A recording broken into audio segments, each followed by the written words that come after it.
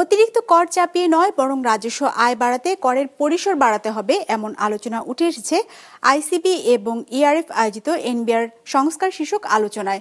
সোমবার রাজধানীতে আয়োজিত অনুষ্ঠানে এনবিআর সংস্কার কমিটির সদস্য জানান, রাজস্ব বিভাগকে স্বাধীন করতে আইন সংশোধনের সুপারিশ করা হবে। 250-টিরও বেশি ডিজাইন অপশন নিয়ে ওয়ালটন স্মার্ট ফ্রিজ, বোঝে আপনার প্রয়োজন।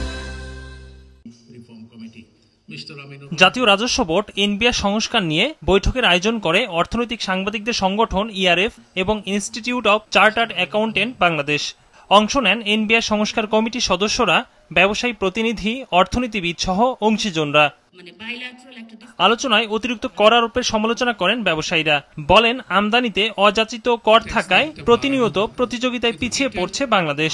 এ সময় কর নীতিমালায় ধারাবাহিকতা রাখার দাবি করেন তারা। বারবার নীতির পরিবর্তন হলে ব্যবসা বাধাগ্রস্ত হয় বলেও জানান ব্যবসায়ীরা। আপনি ট্যাক্স রেট যদি না বাড়ান, ডিউল ইকোনমিক ট্রানজাকশন থেকে যদি আনতে না পারেন, আমরা যারা honest tax payer we are getting demotivated, heavily disappointed. শুধু এনবিআর যদি আপনার যে রিফর্ম কমিশন বলেছেন, একটা যদি কাজ করতে পারে যে একটা সেক্টরের টোটাল পটেনশিয়াল কত, সেক্টরাল ভ্যালুয়েশন কত, প্রফিট কত, এবং ইন্টিগ্রেটেড যদি আমরা এভাবে করে অ্যাপ্রোচ করতে পারি, you will see much higher revenue contribution from the same industry. অর্থনীতিবিদরা বলছেন, অর্থ পাচার বন্ধ না হলে রাজস্ব আদায় বাড়বে না। দেশে কর্পোরেট ট্যাক্সের আদায় খুবই কম। সমালোচনা করেন এনবিআর এর কাছ থেকে তথ্য উপাত্ত না পাওয়ার। যৌথ মূলধনী কোম্পানিতে আরো কর সুবিধা দেওয়া উচিত মত দেন তারা। বিদেশি বিনিয়োগের কথা বলি, দেশি বিনিয়োগ যদি আমার ভালো না হয়, আমার দেশি বিনিয়োগকারীরা যদি খুব বড় আকারে এখানে কনফিডেন্স না পায়, বিদেশি বিনিয়োগকারীরা কেন আসবেন?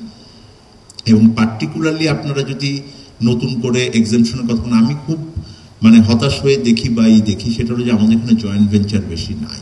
ট্যাক্স ভিশন কি, ট্যাক্স স্ট্র্যাটেজি কি, এটা নাই, যেটাকে medium term revenue strategy MTRS বলা হচ্ছে। It is hardly a strategy, it is certainly not a vision, এটা certainly not a guiding vision, it is a merely a strategy. কিন্তু আপনারা যদি ভেতরে দেখেন, এটা আইএমএফ বা ওয়ার্ল্ড ব্যাংকের চাপে করতে হয়েছে। অনুষ্ঠানে এনবিআর সংস্কার কমিটির সদস্যরা কাজের অগ্রগতি তুলে ধরে বলেন, পরামর্শের জন্য 32টি সংস্থাকে চিঠি দেওয়া হয়েছে। এনবিআর কে স্বাধীনভাবে কাজ করতে দিতে আইন সংশোধনেরও সুপারিশ করা হবে।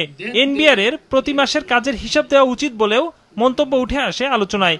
আমরা 32টি সংস্থাকে চিঠি লিখেছি, এনবিআর কে এমপাওয়ার করতে হবে, তাকে সেপারেট করতে হবে, তাকে স্বাধীন করতে হবে, তাকে তার দায়িত্ব বুঝাই দিতে হবে এবং সেইটা পালন করবে।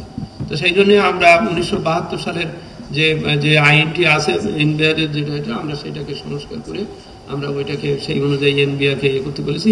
ট্যাক্স জিডিপি অনুপাত বাড়ানোর বিকল্প নেই জানিয়ে আলোচকরা বলেন, সামাজিক সচেতনতা বাড়লে করদাতার সংখ্যা বাড়বে। মানুষ যাতে স্বস্তিতে ট্যাক্স দিতে পারে। একরামুল ইসলাম খান, বিজনেস রিপোর্ট, মাছরাঙ্গা টেলিভিশন।